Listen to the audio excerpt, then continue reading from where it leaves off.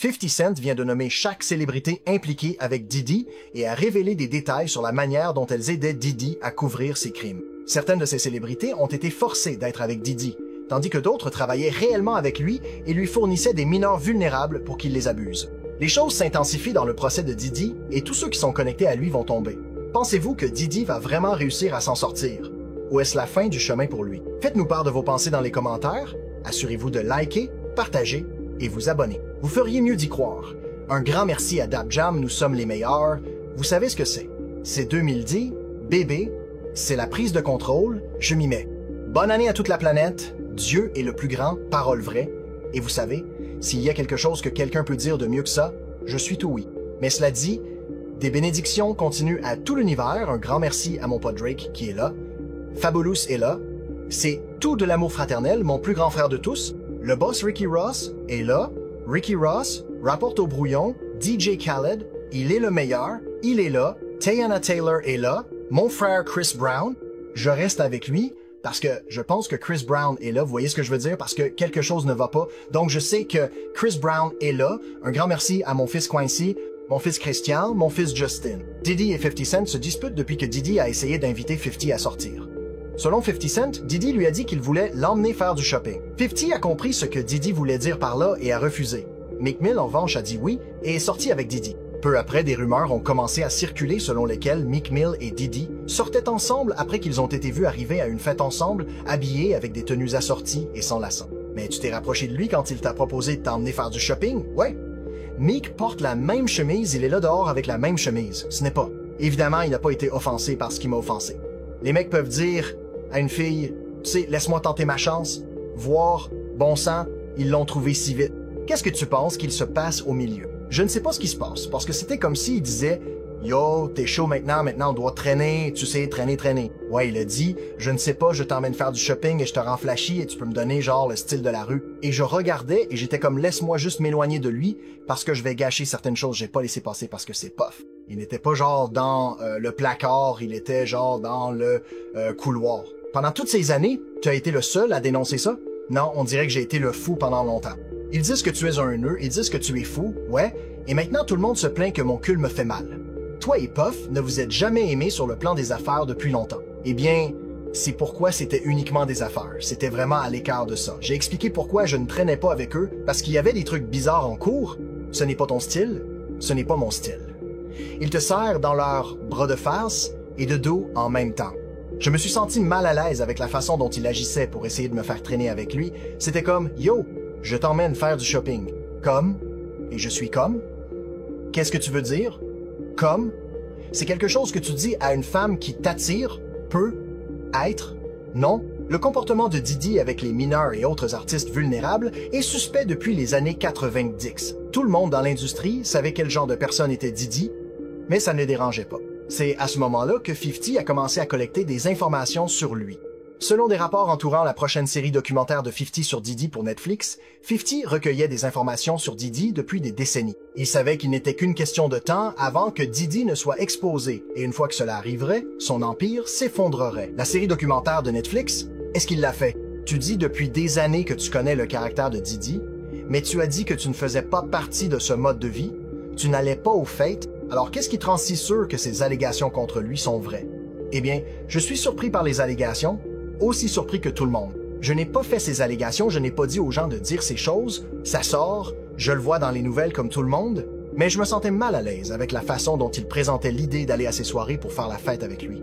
Et ça m'a éloigné de lui, juste ça. Donc, je n'avais pas réalisé que tant de choses allaient sortir, comme aujourd'hui, il y avait des allégations de 3 hommes disant qu'ils les avaient drogués, et c'est long, pour être honnête avec toi, quand les gens ne se souviennent pas d'avoir été violés pendant 20 ans, ça me semble un peu difficile. Quelles sont tes pensées sur les allégations contre Jay-Z? C'était intéressant, je disais des choses sans savoir exactement ce que je disais, mais j'allais là où, où est Jay? Il est sacrément silencieux pendant que l'affaire Puffy se déroule, mais il est évident maintenant que son équipe était informée qu'il était aussi dans ces allégations. J'espère que ça s'arrangera, parce qu'avec sa famille, les choses qui se passent en interne, ces accusations, sont folles. Tu as quelque chose d'énorme qui arrive, un documentaire sur Puff Daddy. Est-ce qu'il l'a fait? Je sais que tu as été très actif sur les réseaux sociaux à ce sujet, et je suis le seul à avoir été vocal à ce sujet bien avant que ça n'arrive. Tu disais ça depuis longtemps, et maintenant ça sort comme jamais. Mais j'ai pas non plus participé, je ne suis pas allé à ces fêtes, donc beaucoup de la culture des célébrités qui ne dit rien, c'est parce qu'ils ont participé à un certain degré. Alors pourquoi n'es-tu jamais allé à ces fêtes à l'époque? Évidemment, je sais ce qui se passait là, mais y a-t-il une raison pour laquelle tu n'y es jamais allé? Je suis tout simplement pas dans tout ce truc bizarre, tout ce qu'il fait, je suis pas là-dedans, je suis juste un peu plus, disons, basique ou normal. Tu remontes aux années 90 et Kiki Day a dit qu'il l'avait payé pour tuer Tupac.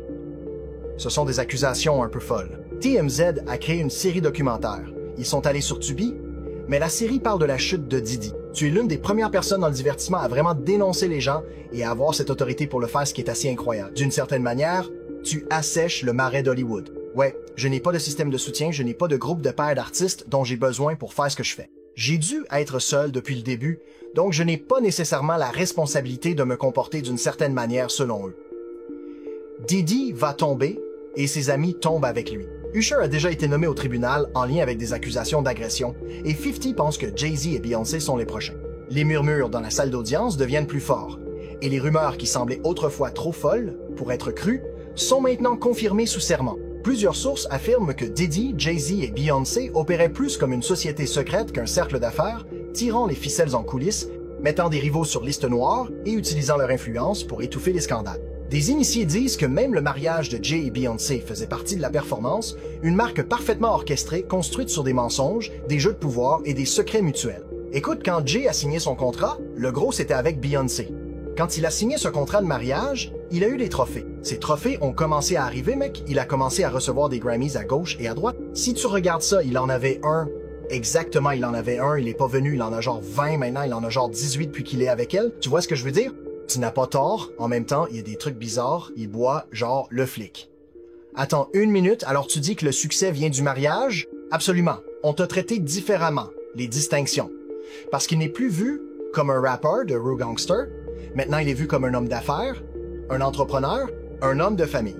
Et les plus grosses distinctions sont dues à la position de Beyoncé. Wow, la carrière de Jay-Z, tu peux regarder ça et dire que l'association avec Beyoncé est quand il a commencé à recevoir les 6-17 Grammys depuis qu'il est avec Beyoncé, et avant ça, un seul. Tu vois ce que je veux dire? Donc, ça vient de l'association, comme tu vois, même les enfants ont des Grammys, ils ne chantent pas encore, ils ne rappent pas encore, et ils ont déjà des Grammys. Donc, c'est comme s'il leur donnait ce trophée pour s'assurer qu'ils viennent aux cérémonies. Ça comptait tellement pour la culture qu'ils leur ont juste donné. Il y a eu des murmures pendant des années sur ce qui se passait à Hollywood, mais personne ne les prenait au sérieux. Maintenant, tout ce que les gens rejetaient autrefois comme fou est prouvé comme étant vrai. Le prétendu esclave sexuel de Diddy, Jonathan Odie, a tout révélé en 2018, mais à l'époque, personne ne le croyait. Il avait dit aux officiers que Diddy prostituait Cassie à d'autres hommes et participait à des freak-offs, mais à l'époque, tout le monde pensait qu'il était juste fou. Maintenant, Cassie a confirmé que Jonathan était l'un des escorts que Diddy avait payé pour être intime avec elle. Diddy et Ross. Bon pote, d'accord? Ils sont gays, tous les deux. Diddy et Ross. Et Ken. Ils sont tous gays, d'accord? DJ Khaled, Rick Ross et PJ, ils sont tous gays, compris. G, H, et un supporter de Hamas, d'accord? Un supporter de Hamas. Ouais, désolé, j'ai dit le mauvais. Pas de souci, pas de souci. Un supporter de Hamas, d'accord? J'ai eu des relations avec Cassie et Sean. En gros, ils se masturbaient et me disaient quoi faire avec Cassie. J'ai eu genre 15 rencontres et j'ai entendu beaucoup de choses. Caché en pleine vue, je pense que je vois ce que tu veux dire, d'accord? Comment je sais ça? Ouais, c'est ce que je veux savoir. Comment tu sais ça? Tu connais Sean Combs? Kanye est une autre célébrité qui est sortie en plein soutien à Diddy.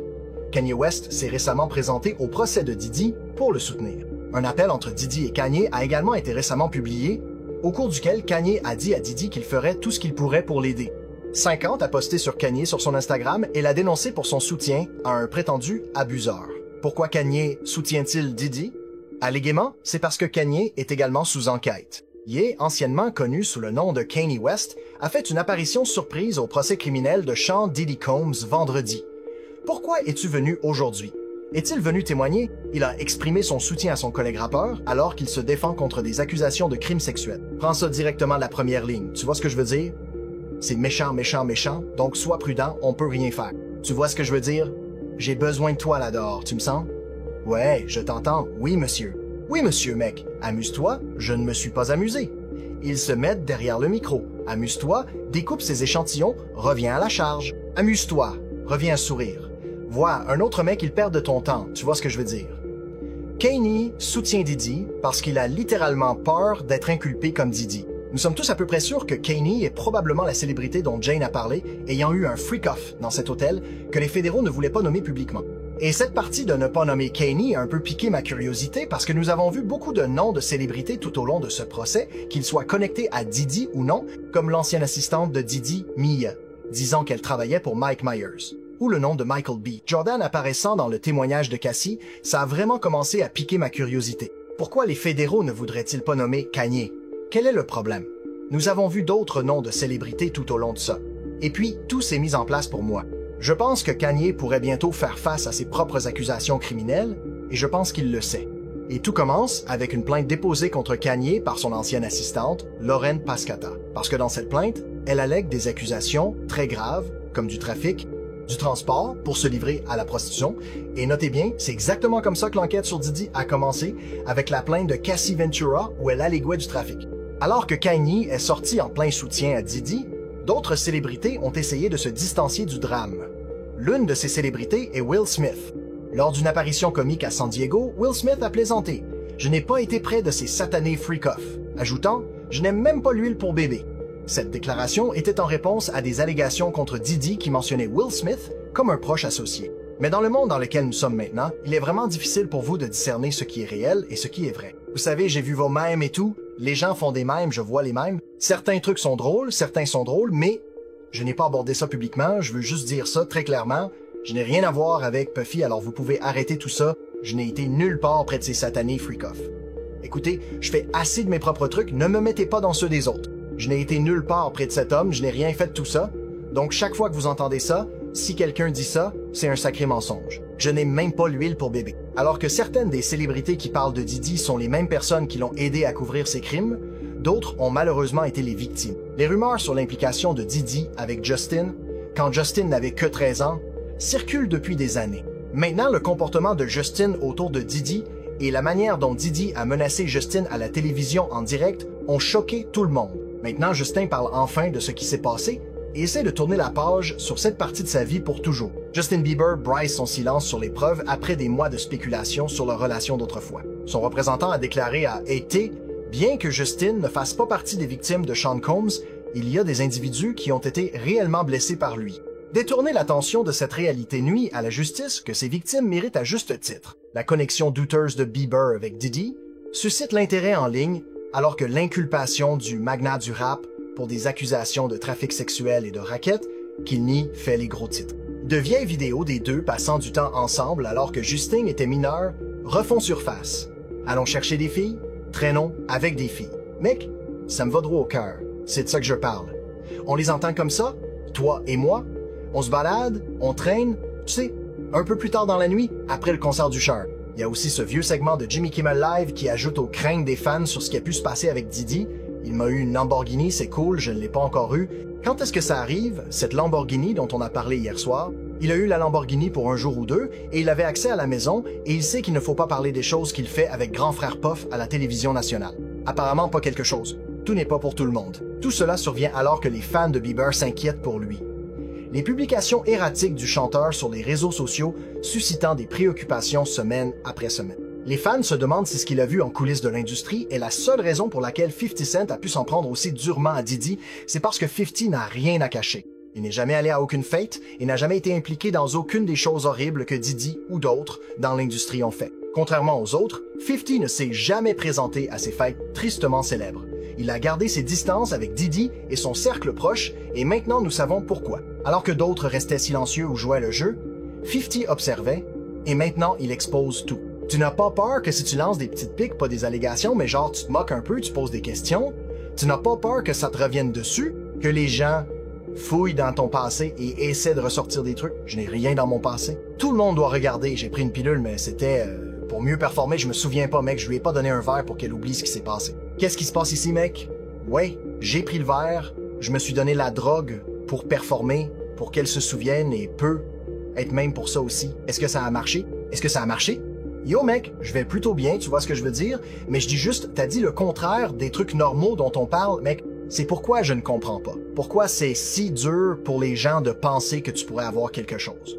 Ou que tu pourrais avoir une énergie réservée parce que tu penses que tu faisais ça aussi. Ce sont les gens qui regardent, qui font une séparation entre leurs épreuves, ou les choses qu'ils ont en cours, qui seraient des problèmes, et les problèmes d'une célébrité. Attends, quoi, ils pensent que toutes les célébrités font la même chose? Ouais, c'est ça. Et quand tu vois, si je ne disais rien, devine quoi, tu pourrais dire en toute sécurité qu'une personne en dehors de la culture hip-hop pourrait penser que tout le monde dans la culture hip-hop est dans ce truc. C'est un peu intéressant, je pense que cette plainte civile s'est transformée en... Ils l'ont regardé comme peut être une situation criminelle, un peu tôt, et ça aurait pu être les mêmes lobbyistes et les mêmes personnes qui utilisent leurs connexions pour faire arriver ça. Et c'est un peu pour ça que tu t'en prenais à lui ces dernières années. Est-ce à cause de la situation avec l'alcool? Parce qu'en fait, depuis la situation dans laquelle il est maintenant, c'est comme si tu avais reculé, tu as reculé sur lui. Était-ce tout à cause de l'alcool? Ou tu as juste dit, eh bien, la plupart de ça, c'était de la motivation, c'était de la compétition pour les marques, et ils étaient devant moi parce qu'ils travaillaient sur Ciroc et des trucs comme ça, et l'intégraient dans notre culture avec Cocolozo, et différentes choses avec différentes personnes connectées. Donc, ouais, c'est ce que c'était, mais si tu regardes, il faisait beaucoup de trucs louches en coulisses, il faisait des trucs louches. À mesure que ce procès avance, de plus en plus de noms seront révélés. Tous ceux qui sont allés aux fêtes de Diddy et pensaient qu'ils n'étaient pas surveillés ont maintenant peur d'être sur les cassettes, et les victimes sont à la barre. C'est pourquoi deux des meilleurs amis célèbres de Diddy ont déjà commencé à quitter les États-Unis. Ellen DeGeneres et Ashton Kutcher ont commencé à déménager hors des États-Unis. Voici pourquoi Michael B., Jordan, Kanye West et d'autres célébrités ont été mentionnés lors du procès de Sean Diddy Combs, alors que la sélection du jury dans le procès du Magna a commencé le 5 mai à New York. NBC News rapporte que les jurés potentiels ont reçu une liste de plus de 100 noms de personnes et de lieux qui pourraient être mentionnés pendant le procès, y compris les acteurs Michael B., Jordan, Mike Myers et le rappeur Kanye West. Bien que les célébrités mentionnées ne soient pas impliquées dans l'affaire, les jurés potentiels ont été interrogés pour savoir s'ils connaissaient l'un des noms listés et si cela affecterait leur capacité à être impartiaux, selon le média. Les avocats n'ont pas donné d'explication pour la liste. Les noms des femmes qui ont intenté des actions judiciaires contre Combs étaient également sur la liste, y compris son ex-petite amie Cassie Ventura, dont la plainte pour abus sexuel de novembre 2023 contre le rappeur a été réglée un jour après son dépôt. Et l'ancienne membre de Danity Kane, Dawn Richard, qui a accusé Combs d'agression sexuelle dans une plainte déposée en septembre, Combs a nié tout acte répréhensible dans les deux cas. Combs était si violent et contrôlant que même les escorts embauchés pour ses fêtes de freak-off avaient peur de lui. L'un des travailleurs du sexe masculin, connu uniquement sous le nom de The Punisher, a témoigné la semaine dernière et a livré un témoignage glaçant qui a laissé la salle d'audience stupéfaite. Il a décrit 8 à 12 rencontres qu'il aurait eues avec Cassie Ventura pendant que Diddy regardait depuis l'ombre, dirigeant chaque mouvement comme un réalisateur de films tordus. Selon son récit, Diddy lui donnait des instructions précises sur la manière d'être intime avec Cassie, la traitant non pas comme un être humain, mais comme une marionnette dans l'un de ses jeux de pouvoir.